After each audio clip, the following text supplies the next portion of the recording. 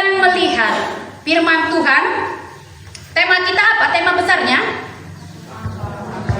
Apakah yang kamu cari? Ya, sampai saat teduh tadi, apa yang kamu cari? Jadi selama kita di sini, apa yang akan kita cari? Iya, kita akan melihat dari kitab Yeremia pasal yang ke-29 ayat 11 sampai ayatnya yang ke-14.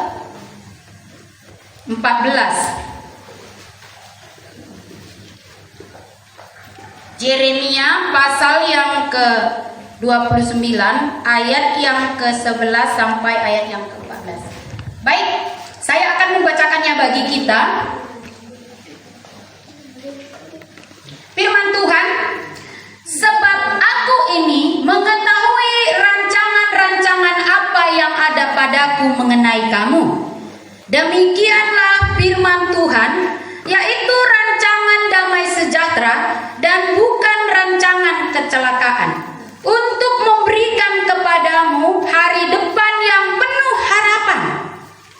Dan apabila kamu berseru dan datang untuk berdoa kepadaku, maka aku akan mendengarkan kamu. Apabila kamu mencari aku, kamu akan menemukan aku.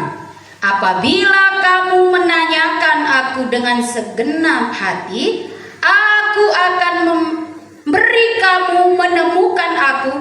Demikianlah firman Tuhan.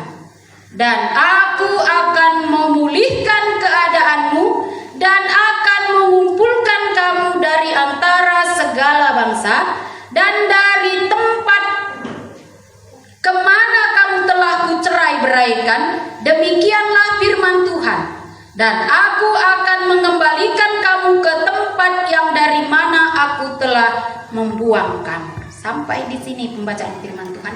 Tema di season ini, carilah Tuhan dan kebenarannya. Apa tema kita? Carilah Tuhan dan kebenarannya. Iya, carilah Tuhan dan kebenarannya.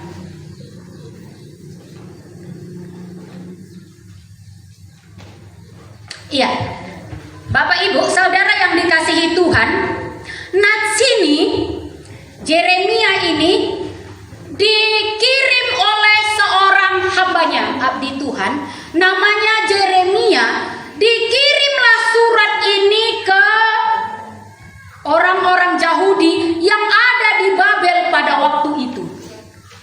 Orang-orang yang telah ada di dalam pembuangan, dalam masa perbudakan. Jadi surat ini diberikan ke sana. Kenapa? Kenapa surat itu diberikan oleh hamba Tuhan? Tuhan nyuruh, tolong dulu beritahu mereka yang ada dalam pembuangan. Jadi kondisi orang Yahudi pada waktu itu, orang Israel, bangsa umat pilihan Tuhan ini sedang tidak baik-baik saja. Malah bisa dikatakan keadaan mereka itu sangat buruk, sangat menyedihkan, melarat. Biasanya Indonesia pernah dijajah ya, itu dengar-dengaran, kita nggak mengalami. Tapi semua orang bilang kalau diperbudak, dijajah itu nggak enak. Atau ada yang mengatakan kalau diperbudak itu enak. Pasti nggak enak. Kenapa? Apalagi orang Yahudi, orang Israel pada waktu itu, mereka itu diperbudaknya bukan hanya di bangsa mereka. Hancurkan semuanya ini, bangunan. Hancurkan semuanya ladang. Hancurkan bait Allah. Luluh lantah. Padahal itu kebanggaannya orang Israel. Selalu mereka bangga itu. Lihat, kalau kami ini satu orang saja pun bisa mengalahkan beribu-ribu orang. Kenapa? Karena Tuhan di pihak kami loh. Tuhan yang membela kami. Tapi waktu peristiwa ini dikirim surat ini, oleh karena orang Israel tadinya mendapatkan kemenangan, dia sudah duduk di tempat yang enak, kemudian mereka mulai meninggalkan Tuhan. Mereka mulai memberontak kepada Tuhan. Mereka mulai sesuka-sukanya. Hidup-hidupku, mau-mauku. Jadi mereka, orang Israel ini tidak lagi takut akan Tuhan, menghormati Tuhan, mencari Tuhan, melakukan apa yang menyenangkan hati Tuhan. Mereka nggak mau lagi. Mereka melakukan apa saja yang mereka mau. Akhirnya Tuhan membiarkan mereka dalam dosanya, ditaklukkan oleh bangsa Babilonia. Bait bangunan, bait Allahnya dirubuhkan. Itu kebanggaan mereka. Hanya kami yang memiliki Allah. Janji Allah ada pada kami. 2 loh batu juga ada pada kami. Janji Tuhan itu semua kepada kami. Yang lain itu gak penting bagi Tuhan. Kafir semuanya. Tapi waktu mereka meninggalkan Tuhan, tidak mau dekat-dekat dengan Tuhan, gak mau diatur Tuhan, akhirnya bangsa ini betul-betul melarat. Kalau pernah dengar cerita itu, udah kayak makan nasi babi. Nasi babi bila bre, melarat mah. Kaman dengar mah? Dulu kali sada lakan nasi babi be. Tapi maksudku supaya kita paham bagaimana situasi pada waktu itu ketika surat ini diberitakan. Kalau beginilah keadaan, situasi, mereka itu diperbudak ke Babilonia, redahin kerja bakti, nggak disekolahin, sakit pun kadang-kadang nggak diobatin. Nah, bekerja aja, yang penting bekerja. Tapi bukan untuk mereka. Kalau ngangon kam kai pelali Bandung ikam. Kalau kamu berladang ke ladang orang nggak dapat apa-apa, mau? Mau kamu? Ada yang mau? Manda mau? Gini. Bagaimana situasi dalam Ria? Rumah pema aku nengok cuci piring tak jajan. Datang mah. Padahal yang makan pun tadi dia. Udah cuci piring, dapat juga upahnya gitu ya. Upah lakisan. Datang. Tapi ini sudah mengerjakan segala sesuatu, tapi mereka itu tidak mendapat apa-apa. Bahkan kadang-kadang nyawa mereka pun terancam. Ingat tuh kisah Esther? Nah, itu peristiwa itu semuanya itu, tapi entah tahun keberapanya gitu ya. Nyawa pun hampir tidak terselamatkan. Untung ada Tuhan yang memeliharakan mereka ada di sana. Adik tiap hari kambiar, entah ngeloh ngekarya, entah bunuh, itu kan nggak enak itu hidup. Sangat melarat, sangat menyedihkan, memalukan. Sampai kala Israel lali nari muji Tuhan. Dibahas puisi napa Mazmur katanya, kecapi itu sudah digantung. Gak ada lagi yang mau berseru kepada Tuhan. Saya nggak tahu kenapa mereka nggak berseru ya. Apakah mereka itu takut datang kepada Tuhan, tangganya didengarkan Tuhan nanti? Kalau sudah begini, tangganya bisa dipulihkan Tuhan lagi. Kalau udah begini, tangganya layak lagi, atau merasa masih hebat, masih kuat, masih mampu, masih bisa menghadapi semuanya. Kemungkinan ada 2 gambaran. Tapi kalau teman-teman yang dari Bunga Rinte pernah bilang sama saya begini, kalau aku ini gambaran hidupku ini sudah, kalau bahasa Keronnya erjujung, ertempi, ertegur, kacing, pokoknya gitu loh.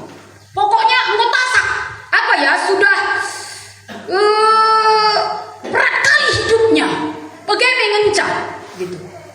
Jadi waktu kamu dalam pergumulan yang besar, bagaimana kamu bilang sama Tuhan? Aku bilang, ya aku gak lagi berdoa katanya. Kenapa kamu gak berdoa?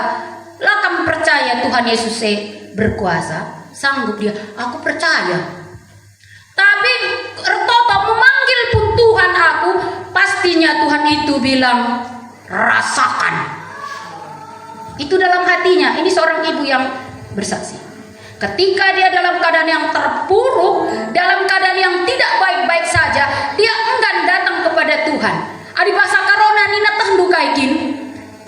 jeni nanti batandai katanya.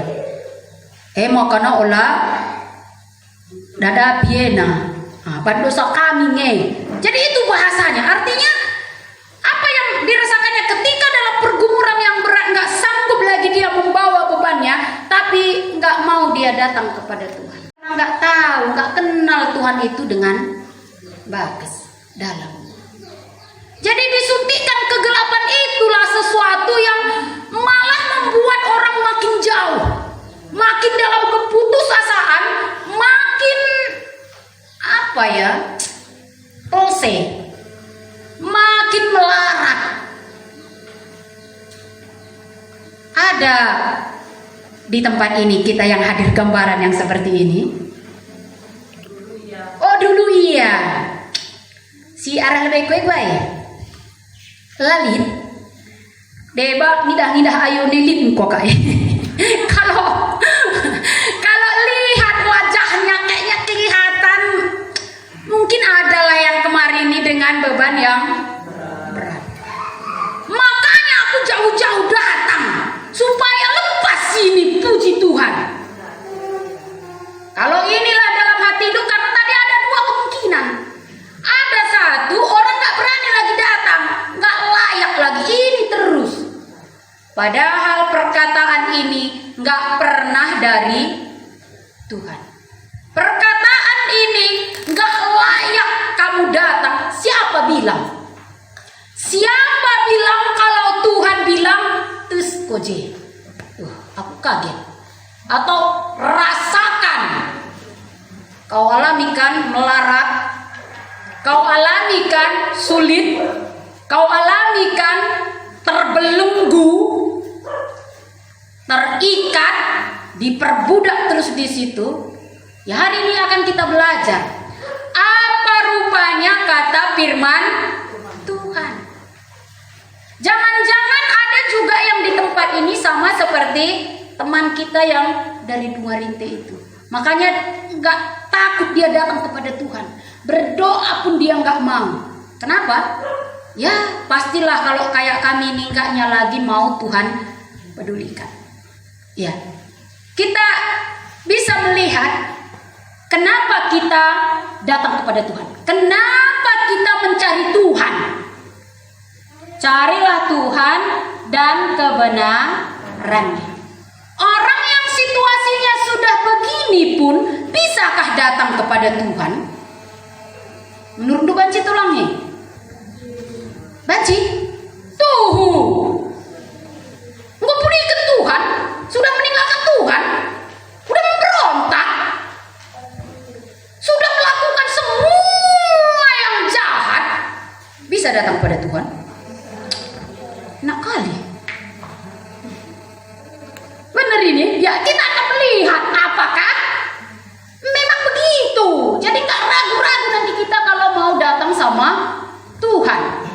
Ini surat tadi diberikan oleh Nabi Yeremia.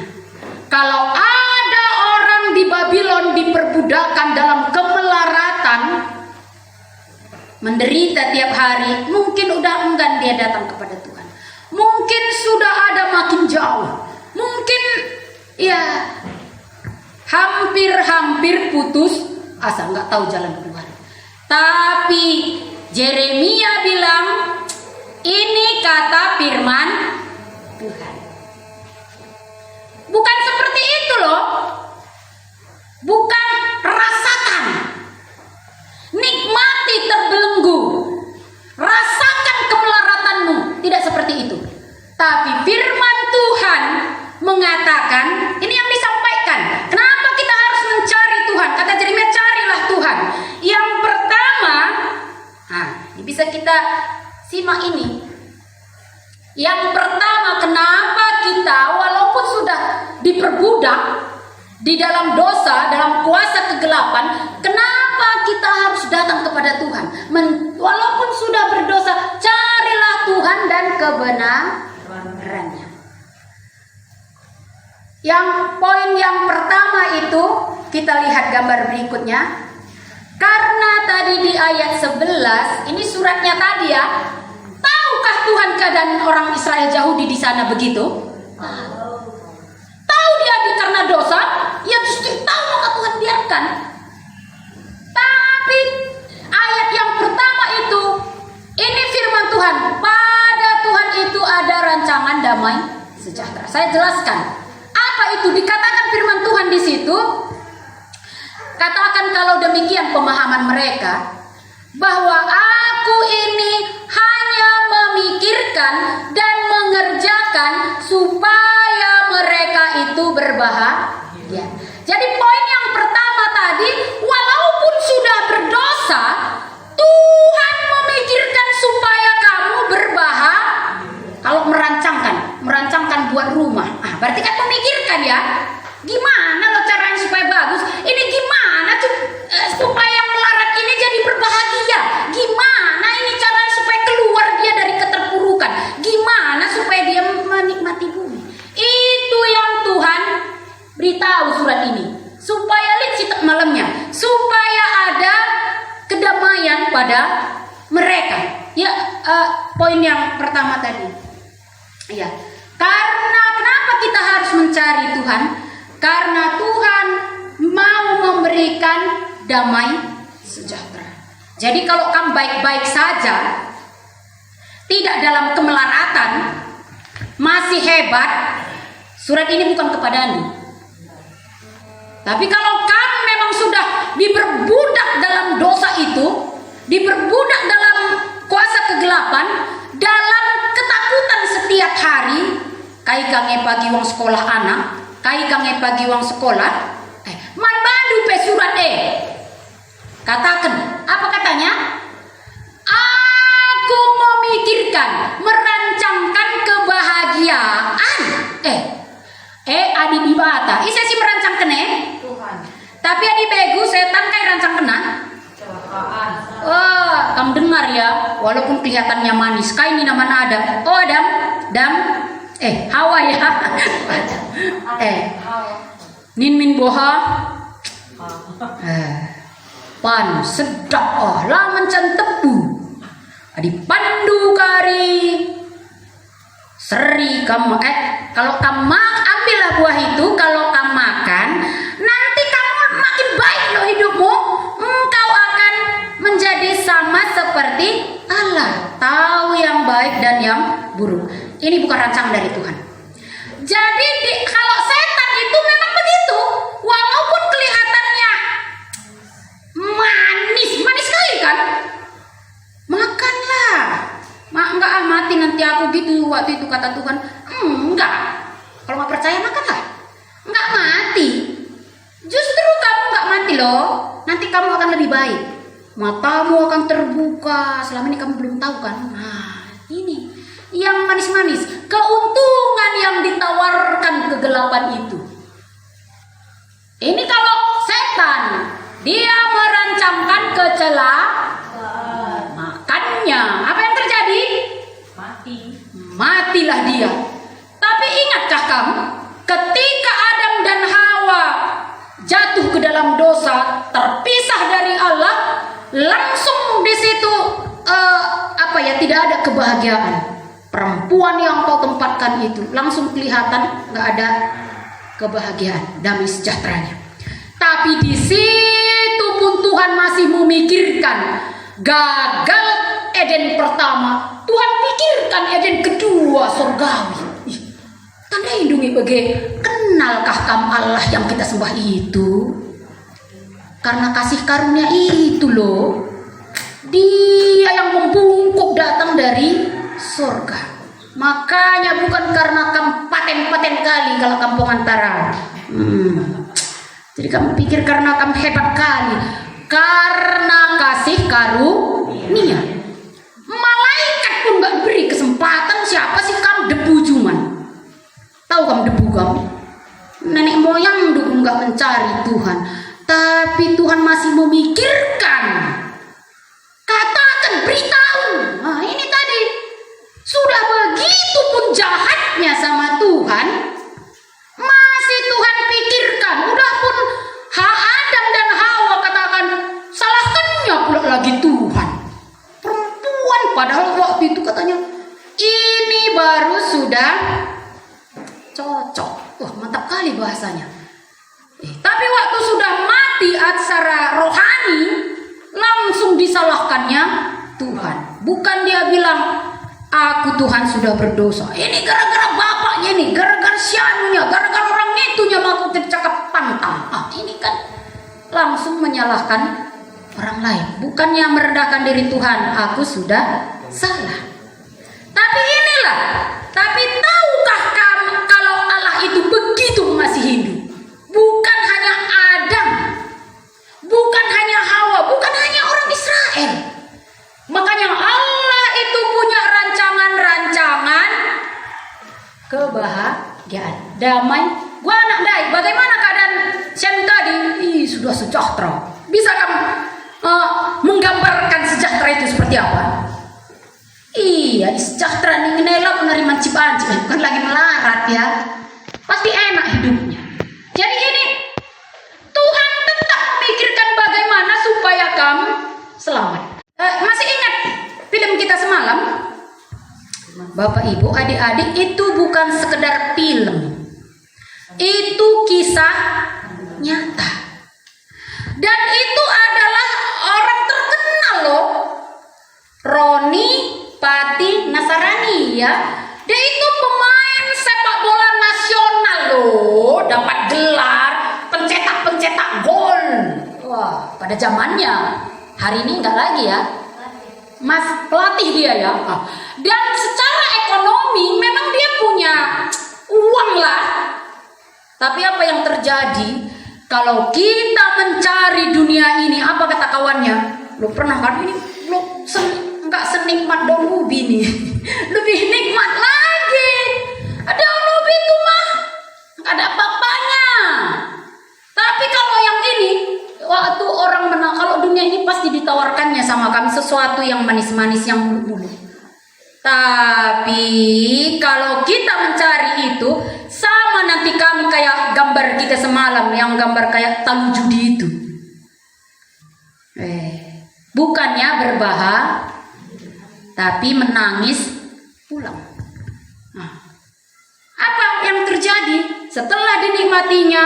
Bukannya dia mau menikmati, malah mau mati. Kan gitu ya? Minum racun. Langan cahaya tenda bunuhna. Orang-orang yang mengasihi dia pun langsung ya disalahkan. Gara-gara karena nggak mau kasih uangnya, aku makanya menderita ini. Padahal bukan. Karena dosanya itu tadi. Tapi itu pun masih dikasih. Akhirnya dia memiliki kesempatan. Oleh karena Tuhan dia dipulihkan. Itu kisah nyata. Artinya kalau kamu mencari dunia ini, maka putuskanlah di sini apa yang memang betul-betul mau kita cari. Kebahagiaan dunia ini kah? Atau mau ikut kegelapan itu kah? Ya, apa datang kamu ini, nanti kamu akan baik-baik saja, sehat katanya. Iya, tapi kamu dirangkulnya. Iya, kita lihat. Jadi ini tadi, walaupun begitu keadaan manusia melupakan Tuhan dalam kemeraratan, dalam keterpurukan, mungkin manusia bilang rasakan. Tapi Tuhan kelengkal, tapi Tuhan sangat mengasihi kita. Dia masih memikirkan bagaimana supaya kita berbahagia. Jadi kenapa kita harus mencari Tuhan? Karena pada Tuhan akan kamu temukan kebahagiaan atau damai sejahtera. Adi pas belenggu, pas dosa, pas perbudakan labung dia. Tapi ketika datang kita kepada Tuhan, akan kamu dapatkan damai sejahtera. Ya, kita lihat berikutnya. Kenapa kita harus mencari Tuhan? Karena Tuhan akan memberi hari depan yang penuh harapan. Kalau kita mencari Tuhan, kalau diperbudak itu nggak ada masa depannya. Bekerja pakai kamu sekuat tenaga, ya ujung-ujungnya melarat, nggak ada yang kamu miliki, gitu ya. Sehebat apapun kamu mencari dunia ini, akhirnya tidak akan kamu temukan kebahagiaan itu. Tapi Tuhan menjanjikan, aku akan memberikan kepadamu hari depan yang penuh harapan. Maksudnya itu, hari ini kamu kan ini diperbudak di Babel, atau diperbudak dalam dosa, dalam kemelaratan, dalam dunia ini tadi. Kalau kamu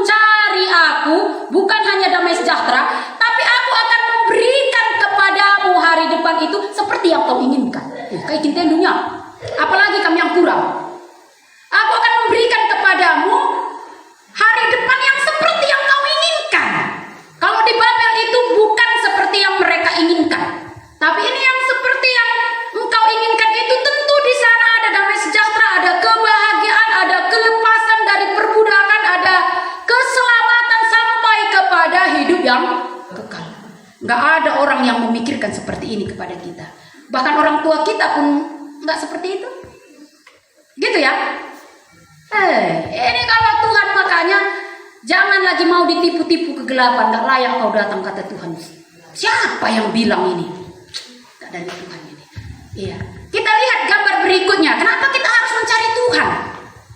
Iya. Tuhan akan mendengarkan doa kita. Ini saya senang. Kenapa kita mencari Tuhan? Sudah begini pun aku, kalau aku berseru, Tuhan masih mau mendengarkan doa. Saudara yang dikasihi Tuhan, ada cerita tanduk Ahab. Ahab yang di dalam Alkitab, raja loh, raja orang Israel. Ahab ini sejahat-jahatnya kita, dia ini pemecah rekor melakukan kejahatan. Sampai-sampai Tuhan bilang, Elia, beritahu sana sama si Ahab, karena dia melakukan kejahatan, hari ini aku akan mau melenyapkan keturunannya, kubasmi seperti orang menghapus tai, kata Tuhan. Saking udah marahnya Tuhan ini, gimana rupa orang menghapus tai? Sampai bersih, nggak ada lagi yang tersisa. Putra mahkota habiskan semua, Ahab termasuk bunuh.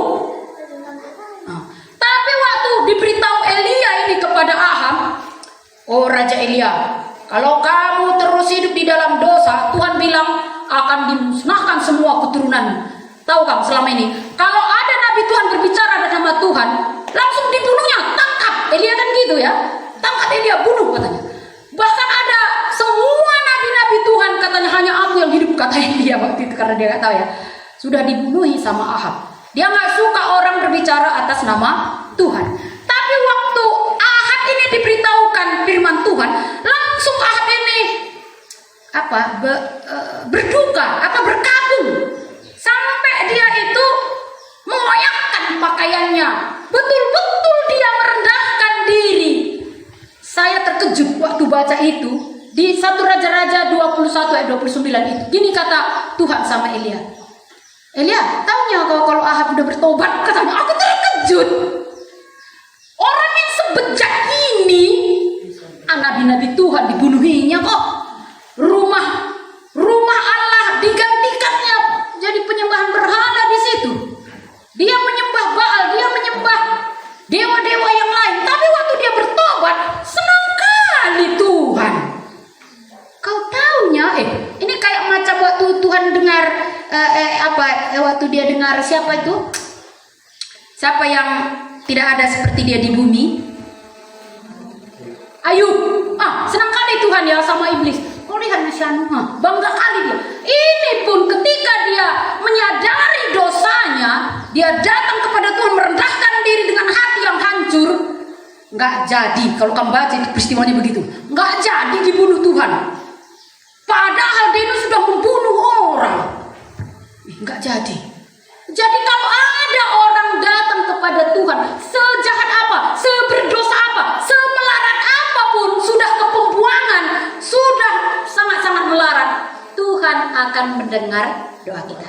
Di dalam pasal yang ke-12, ayat yang ke-12 tadi dikatakannya, kalau mereka mencari aku, katakan ya, kalau mereka mencari aku akan mendengar doanya.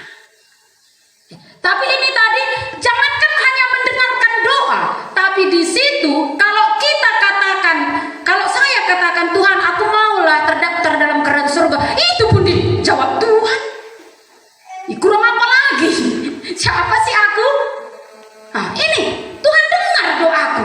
Ketika aku datang kepada Tuhan dari kampung-kampung, nggak tahu bahasa Indonesia, kata bapak dia, saya SMA nggak pandai bahasa Indonesia, bodoh gitu ya, bodoh dan polos tak berotak. Tapi orang yang seperti ini pun diperhatikan Tuhan waktu datang saya kepada Tuhan. Bukan hanya Tuhan jawab doa, tapi Tuhan, aku pun mau terdaftar dalam kerajaan surga. Tuhan genapkan, Tuhan jawab. Tapi ini bukan sekedar datang ya, karena di situ katanya kalau ada orang yang berseru-seru dan datang kepadaku, jadi bukan hanya Tuhan, ampunilah dosaku, ketika saya percaya kepada Tuhan, sekali saya cuma terima Yesus. Umur kelas 1 SMA. Kelas 1 SMA sampai hari ini nggak pernah saya ragu. Karena Tuhan meyakinkan itu di dalam hidup saya. Ajaib kali ya. Masa cuma Tuhan berkati hanya bisa sekolah, ada keuangan, ada kesehatan. Masuk surga pun kalau kamu memang betul-betul berseru dan datang. Bukan hanya Tuhan ampuni dosaku. Tapi dia tidak datang. Dia berseru tapi dia masih sama jimatnya, sama dosanya, sama semua berhalanya di situ. Itu enggak memang. Ini orang-orang yang seperti Ahab tadi memang hati yang hancur. Bukan sekedar karena kesulitan tadi ya. Tapi memang tahulah dia ini Allah ini memang berbelas kasihan. Datang kepada Tuhan. Kalau kesehatan mah kecil, kalau uang mah kecil. Tapi kalau kamu bilang Tuhan ampuni dosaku, ampuni nak. Edas kalian. Diberitahukan Tuhan akan diampuninya kesalahan orang judi. Bahkan kalau kamu bilang Tuhan, aku pun mau masuk surga, akan ku dengarkan. Bukan didengar katanya ya. Kalau kamu baca tadi, aku akan mendengarkan. Kenapa kita harus mencari Tuhan? Kita bisa bertemu dengan bukan hanya didengar, tapi bisa bersama-sama. Kita bisa dekat, kita bertemu. Aku akan berkenan ditemui. Sampai berapa kali itu tadi di ayat 14 dibilang. Di ayat 13 atau 14 ya. Itu artinya serius. Bukan berarti aku ini Allah yang bilang rasakan. Itu dari kegelapan itu supaya kita tidak datang sama Tuhan. Tapi Tuhan katakan kamu bisa bertemu dengan dia. Saya ceritakan satu kisah. Dulu ada seorang bapak. Ini dia seorang yang bengis, ganas, disiplin ketat. Mungkin udah tahu sedikit gambarannya ini. Sering saya saksikan. Orang tua saya, bapak saya. Jadi kalau bapak ini memang taunya cuma marah. Kalau saya katakan, kalau saya dulu hidup itu hidup orang hidup saya, tapi nggak pernah saya menikmati. Tiap hari saya hidup dalam ketakutan. Karena apa saja yang salah, semua pasti kena imbasnya. Saya selalu berpikir gini, apa nanti dibuat adekku salah? Karena aku sudah berusaha untuk tidak melakukan salah. Karena kalau bapak kami ini, mulai dari urusan lipstik sampai urusan Ajinomoto diurusinya. Tahu dia semua situasi yang ada di rumah. Kalau salah sedikit, marah. Kalau salah sedikit, menghancurkan. Kalau rumah kami udah berapa kali dikapaki. Ini semua dikapaki. Hanya gara-gara kena parang pecah semen. Dikapaki malam-malam. Nah, selalu begitu. Berapa kali lemari kami sudah dibakar, berapa kali rak piring kami. Untung kami nggak punya banyak harta. Kalau nggak, saya rasa sudah habis semua. Berapa kali sepatu saya, selop saya dibakar. Nah, itu bukan karena saya salah, tapi yang lain. Kalau hilang pulpen, ditanya, mana mayatnya? Adakah orang seperti itu? Wah, saya pikir hanya bapak saya orang yang seperti itu. Tapi ketika bapak ini datang kepada Tuhan, orang yang seperti ini pun, yang selalu menganggap orang lain yang salah, yang diperbudak dalam amarah, kami pernah mandikan dia 3 kali saya ingat. Karena peluh itu memang menetes kayak orang mandi, kayak semua mengalir, kayak baru keluar dari mandi. Itu karena kuasa kegelapan. Kami jam 2, jam 3 malam kami mandikan. Tapi ketika dia datang kepada Tuhan, Tuhan berkenan ditemui. Nyata sampai hari ini, kalau ketika bapak itu datang kepada Tuhan, memang betul-betul dia berseru dan datang kepada Tuhan, diampuni Tuhan, dilepaskan Tuhan dia dari amarahnya, dari bengisnya, dari emosinya yang meluap-luap. Kalau banyak orang kampung ini mau datang kepada Tuhan karena dilihatnya perbuatan Tuhan di dalam diri bapak itu. Kalau bukan karena Tuhan, nggak mungkin katanya. Masa bisa berubah orang yang seperti itu? Ayam bisa membuat dia marah, cangkir bisa dia membuat marah, cermin bisa membuat dia marah. Jangan posisinya gelas di situ ya. Kalau piring itu siap makan dicuci, jangan tunggu 2 jam lagi atau sore. Kalau sore bakar, sudah sering begitu. Kalau beras pernah pulang dari pekan 2 goni, piari katanya, maksudnya ditampi. Kami tampi sikit satu tempat gitu ya. Dicampakkannya semua, kami bikin bergoni-goni 2 hari, babi dan ayam semua di bawah kolong kami, nggak habis-habis. Jadi kami memang nggak pernah dipukul, tapi itu membuat saya hidup trauma, betul. Sampai saya ingat itu pernah orang dipanggil, misalnya dibilang, Yara gitu, sana pulang, aku bilang. Kami kalau dipanggil bapak sempat 2 kali, siap-siap kamu. Kalau udah jam 6 udah harus di rumah. Saya pernah tidur di luar. Jam 6 belum ke rumah, dikunci. Mama nggak berani buka, yang lain nggak berani buka. Itu masih kelas berapa SD ya? Kelas 2 atau kelas 1. Pokoknya ketat. Jam 5 kamu datang ke rumah, jam makan itu jam 5. Kalau nggak datang kamu habiskan. Mau sakit perut, mau nggak bisa tidur, terserah. Ngeri. Makanya saya pernah punya sandal, saya nggak berani pakai. Suka kalau manjat-manjat, tinggal sandalnya. Bagaimana kamu bisa menikmati hidup begitu? Tapi oleh karena kemurahan Tuhan, ketika Bapak itu datang kepada Tuhan, akhirnya memang nyamanlah kehidupan kami. Makanya sering Bapak bilang, telap si malam ini katanya. Kalau dulu kayak malam itu kami udahlah jadi ditapi, telap nggak kutadai.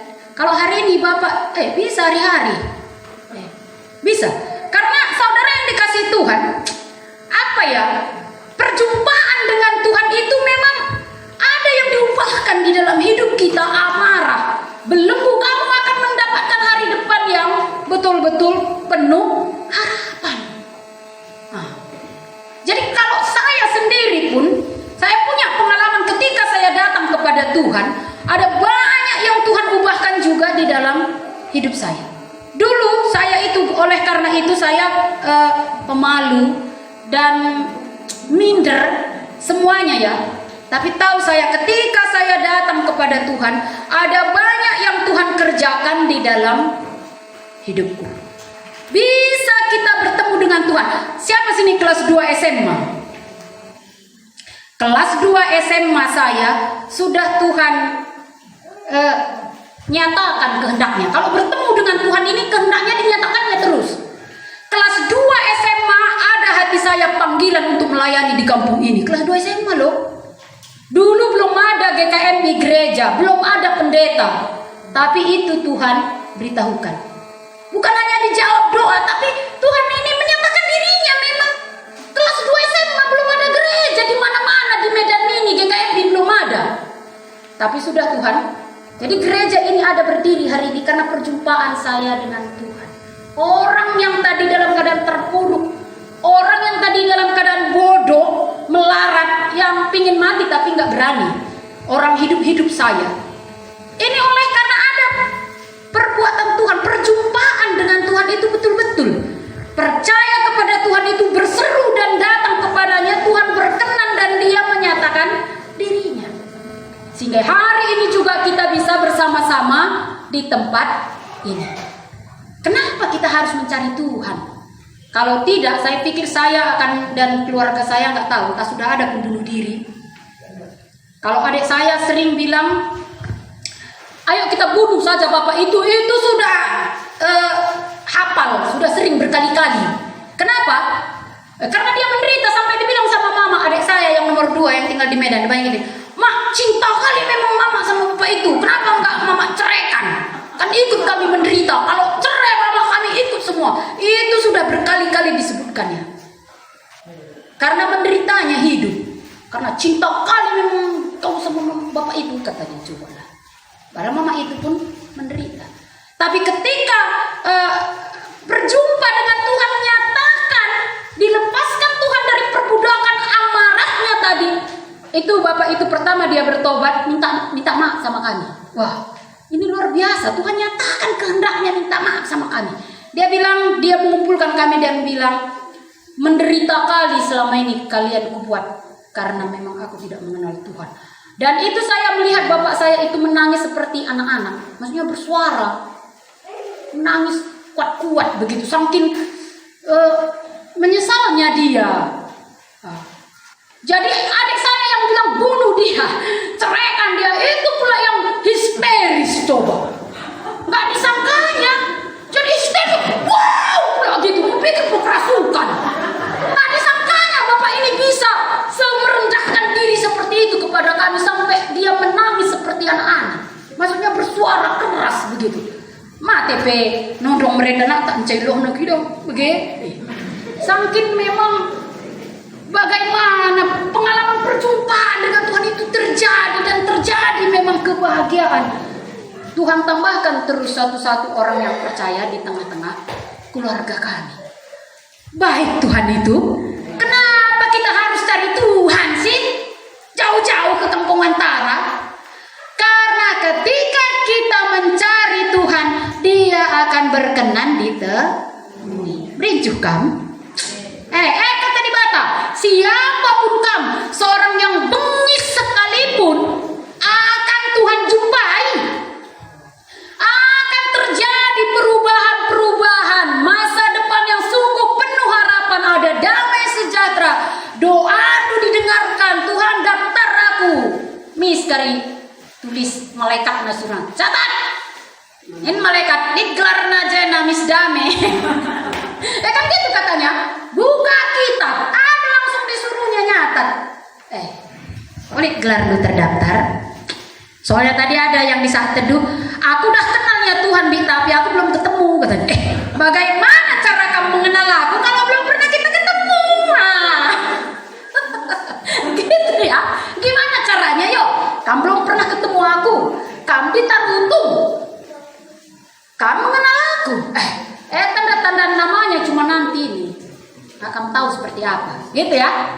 Jadi kita belajar ini mengenal Dia supaya kita melihat kasih-Nya yang besar. Sini kan tahu kita, walaupun kita sudah memberontak, menolak Tuhan, menjauhi Tuhan, Tuhan masih memikirkan supaya kamu berbahagia. Ya, kita lihat lanjut. Apalagi kenapa kita harus mencari Tuhan? Karena Tuhan, ketika kita datang kepada Tuhan, Tuhan akan memulihkan keadaan kita. Tuhan akan memulihkan keadaan kita. Keadaan yang dari mana? Dari mana akan perlu dipulihkan? Kalau orang Yahudi tadi dari perbudakan. Dipulihkan artinya itu tidak diperbudak lagi. Kalau kita dari amarah, bisa nggak marah lagi, berbelas kasihan. Makanya dibilang telap malam ini katanya. Suka-sukanya pun hidup, nggak lagi dijungkir balikkan. Tapi ini, kalau Tuhan akan memulihkan, kamu mau dipulihkan dari mana? Dari keterpurukan, dari kemelaratan, dari dosa, dari kemalangan, akan Tuhan pulihkan. Makanya tadi Eden yang pertama gagal, akan ketika orang datang kepada Tuhan, semua yang hilang di Taman Eden itu akan dipulihkan.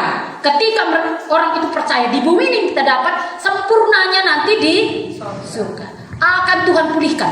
Orang kampung antara dulu semua ini melarat, mau terkena, nggak sempat dia masakkan nasi induk. Kalau dia nggak kenal Tuhan. Ini Tuhan akan memulihkan, menjadi waras bikinnya orang kampung antara itu semua. Tapi bilang orang nggak waras. Cobalah. Jadi ya, kenapa kita harus datang kepada Tuhan? Karena Tuhan akan memulihkan keadaan kita. Tuhan bisa ampuni, Tuhan bisa selamatkan, Tuhan bisa berikan bumi. Jangan-jangan ada banyak orang hidup di bumi ini seperti saya. Hidup, tapi nggak pernah ternikmati. Yuk, satu lagi. Wah, kenapa kita... Miss meratap mata-mata. Kai. Semangat Miss berlomba. Ini ngantuk Miss medak. Kai gini. Bantu deh, Bang. Sama kamu, mau kamu? Gak ada lagi semalam. Cari uang. Ini gak mau lagi. Ini ya, kenapa kita harus mencari Tuhan? Bukan mencari kebahagiaan dunia ini. Karena kebutuhan dunia ini akan diberikan. Siapa yang berikan? Tuhan. Ini dari Matius 6 ayat 33. Hafal? Carilah Tuhan dan kebenarannya, maka semuanya itu akan ditambahkan kepadamu. Di atasnya itu, dunia ini orang di luar sana mencari uang, mencari makan, mencari kebutuhan makan dan minum, semua yang ditawarkan dunia itu yang mereka cari. Tapi kepadamu, kata Tuhan, gak usahlah cari itu. Carilah dahulu kerajaan Allah dan kebenarannya, dan itu nanti itu akan ditambahkan kepadamu. Saudara yang dikasihi Tuhan, kami punya ladang gereja. Kalau di ladang gereja ini biasanya kan seminggu sekali gitu ya. Jadi kalau kami melihat, kami memang betul-betul kita ini mencari Tuhan, bukan mencari uang. Loh, mencari Tuhan ke ladang? Iya, mencari Tuhan dan kebenarannya. Dengan melakukan itu, kita melakukan kehendak Tuhan. Jadi gak usah kamu lihat rupiah demi rupiah. Tapi kalau Tuhan nanti menambahkan, kalau kita mencari Tuhan, akan Tuhan izinkan sesuatu terjadi. Bapak Ibu yang dikasihi Tuhan, pastori ini dulu kami cuma tanam terong gitu kali ya. Berapalah terong. Jadi gak usah lihat rupiahnya, tapi ketika kita ke ladang ini, ketika orang gak datang, jangan pula kita emosian. Karena kita tadi bukan mencari uang, bukan untuk mengerjakan, tapi kita mencari Tuhan. Betul lah, sampai hari ini itu terjadi sudah lebih 7 tahun ya. Itu masih tetap berjalan, kadang 12 orang, 11 orang. Bahkan bapak-bapak, kalau panen pisang mereka nggak, maksudnya kalau dilihatnya langsung dibawa ke pasar. Padi belum seminggu sekali, kalau tunggu seminggu lagi kan udah terlalu tua bisa jatuh ya. Bapak saya yang meranikan. Kemana padi kita dicuri orang? Rupanya ada jemaat yang ini tadi, orang yang ganas, yang enggak ini tadi, yang otoriter tadi. Dia yang meranikan, kan seminggu sekali waktu kami datang udah dipanen semua padinya. Kalau ada terong kan ini nggak jam ke ladang gereja, Bapak Yuda itu sering manen. Padahal kalau terongnya sendiri katanya gini, padi ladak sen, itu bukan pekerjaan lagi. Tapi kalau ladang gereja, ini karena memang mencari Tuhan, semua malam Athena meriah akapnya. Pernah harga lengkong itu 25.000. Kami melihat perbuatan Tuhan pas bangun gereja ini, 25.000 mengumpulkan 100 juta itu memang setahun itu lebih gitu dapat ya. Tapi hari ini waktu kami tanam serai harganya 6.000. Hari ini harga serai 6.000 di Kampung Utara. Padahal selama ini 2.000. Jadi pernahkah enggak laku? Pernah 5.000 Bang Lengkong dari. Tapi saya bilang karena bersyukur juga lah karena enggak laku lengkong. Bahkan 5.000, nggak kayak waktu itu. Supaya kamu lihat nanti bukan lengkong itu yang membuat pastori ini berdiri. Tapi Tuhan, carilah dulu Tuhan. Semuanya, entah mahal sawit, entah langka, akan tetap sekolah. Karena Tuhan punya banyak cara loh. Mahal lengkong, mahal lengkong, pastori tetap berdiri. Nggak tanggung-tanggung. Jadi kita bisa melihat perbuatan Tuhan itu yang ini genap juga dalam hidupku. Apa kata orang? Kamu landarami Tuhan, landarami duit. Kami saudara rumah landarami duit. Kami satu rumah itu cari duit, tapi ben kang bindu katanya. Saya bilang, ya ini uang dari Tuhan. Maksudnya uang dari Tuhan, jangan kamu pikir nanti kas gereja ku ambil pula. Percaya kamu sama aku? Gitu ya. Ini maksudnya genap ini. Pernah aku dalam kekurangan, memang betul-betul Tuhan akan kulihat, Tuhan mencukupkan. Tuhan genapkan. Kain apapun tidak ada yang kurang. Maka semuanya akan Tuhan cukupkan. Kamu melihat, udah kamu putuskan hari ini mau mencari siapa? Datang kepada Tuhan. Supaya damai sejahtera doamu didengar, kamu ditemui Tuhan, kamu juga akan mendapatkan dunia ini, akan Tuhan cukupkan. Lah kamu perlu biar adi murah pesawit. Tapi kalau orang di luar sana murah sawit langsung stroke mati. Pak Sinuling beda. Tadi meek aja tengah stroke mati. Kenapa? Karena pengharapannya bukan kepada Tuhan. Tari kan beda. Oh iya, mamanya yang Sinuling ya? Iya, saudara mereka begitu ya. Jadi itu yang terjadi. Tapi kamu kalau percaya Tuhan, tinggal pun di Kampung Utara, sekolah pun Medan, ada damai sejahtera. Jadi putuskan selama camp ini apa yang mau kamu cari. Apa yang mau kamu cari? supaya semuanya ini terjadi kepadamu. Baik, mari kita berdoa.